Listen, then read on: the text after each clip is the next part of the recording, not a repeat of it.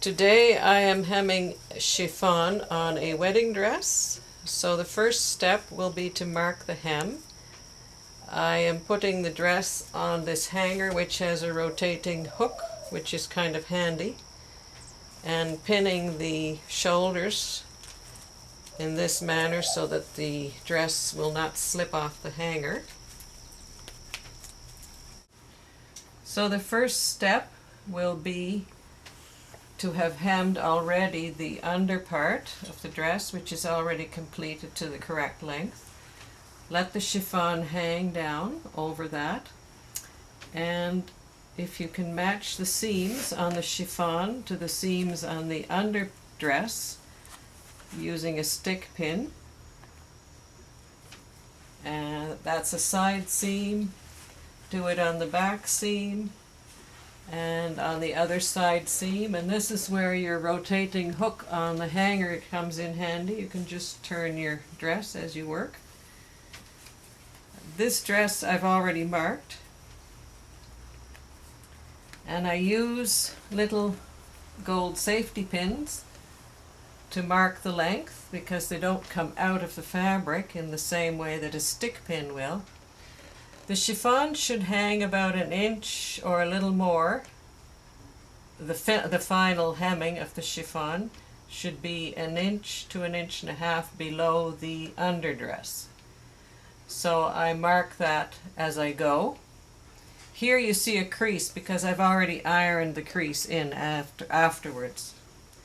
So as you just go around the dress and as best you can, mark the length to fit. Now here it's a little bit irregular, so pull the dress up so that the underdress matches the chiffon to try and get the right length. As you can see, the length varies quite a bit. So that's step one. In this case, the chiffon opens. There's 2 layers in the front. So I have taken the dress down and laid it on my table with the wrong side up of the chiffon. So the next step is to fold the chiffon over so that you can see the pins, and then crease gently with the iron where the hemline will be, using the safety pins as your guide. And you do that all around the dress, and that will be your hem length.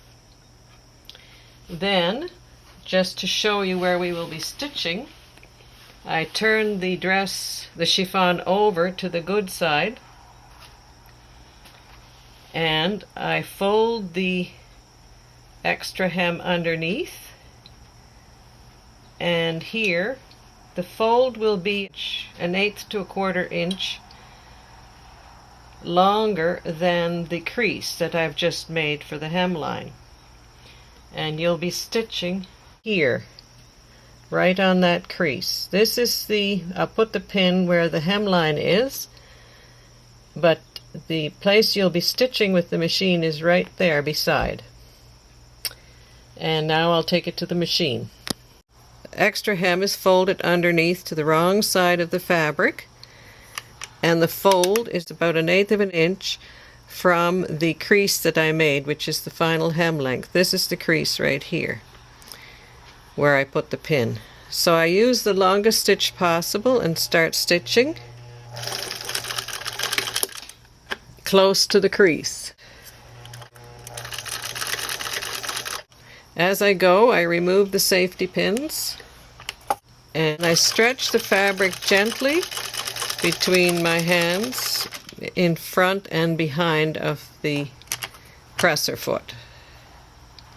And if it helps, you can also do a little bit of finger pressing,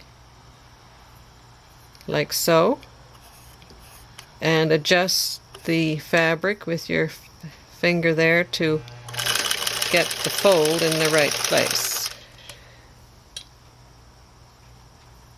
Finger pressing does help to keep the fabric where you want it, so you can stitch it. This works quite well even on the bias, because you're stitching through 2 layers rather than just the one, as I have seen demonstrated before. You can wet your tip of your fingers so your fingers don't slide on the chiffon. You can lick your fingers or use a little sponge. Now, lying on the table with the chiffon the wrong side up and the extra hem is at the top. My table is padded, so I've used 2 pins to hold the fabric in place here and here, which will make it easier to do the trimming. And the trimming is done close to the stitching and the fold, as close as you can. And because the fabric is held between the 2 pins, it's reasonably easy to cut this, especially with long-bladed scissors.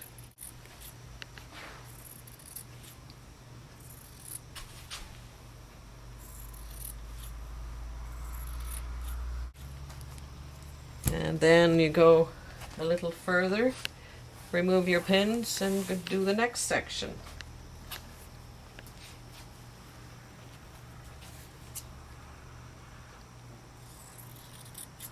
So I'm just going to here for the purposes of the demonstration.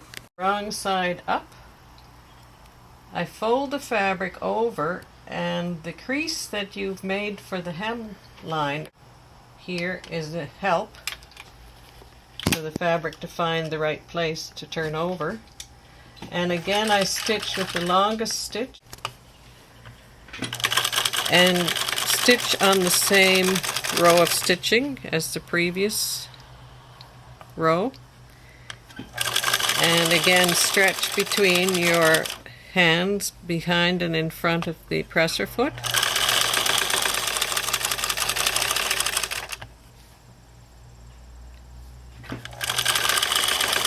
And here, the crease that I made, you can see it here. That's really helping me to make the fold tidily. Also, you can adjust the fabric a little bit by pulling with your left hand if you find that the fold is too big. And again, if you need to, use a finger crease as you work.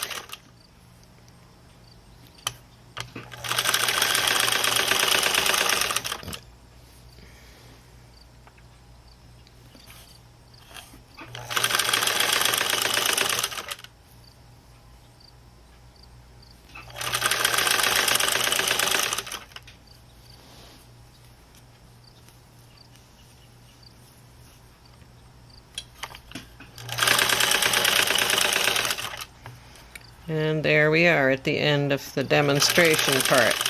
I'll stop there because I have to join up there later. The completed hem with the good side up. Before ironing here, and I'm ironing it now.